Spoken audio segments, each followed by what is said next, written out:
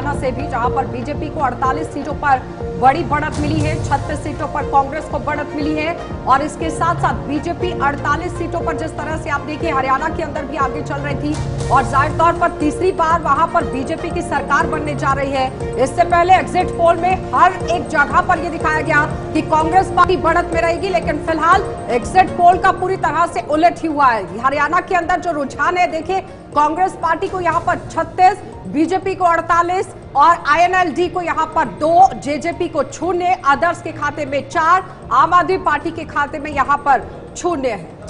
तो हरियाणा की 90 की 90 विधानसभा सीटों पर रुझान सामने आ चुके हैं। इनमें से आधे रुझान नतीजों में तब्दील हो गए हैं और हॉट सीट लाडवा विधानसभा सीट बीजेपी के मुख्यमंत्री पद के चेहरे नायब सिंह सैनी यहां से चुनाव जीत चुके हैं। उन्होंने कांग्रेस के मेवा सिंह को पीछे कर रखा है। कुरुक्षेत्र के साथ साथ यहां लाडवा काफी महत्वपूर्ण माना जा रहा था। अनिल विज हरियाणा सरकार में गृह मंत्री की भूमिका, स्पोर्ट्स मिनिस्टर की भूमिका निभाते नजर आए थे और अंबाला कैंट से ये चुनाव इन्होंने लड़ा।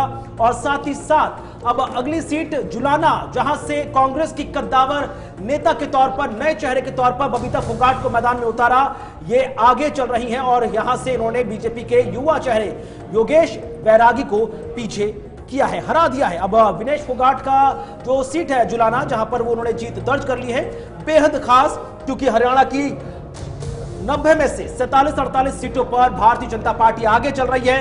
ये आंकड़े 2014 से भी ज्यादा बेहतर बताए जा रहे हैं।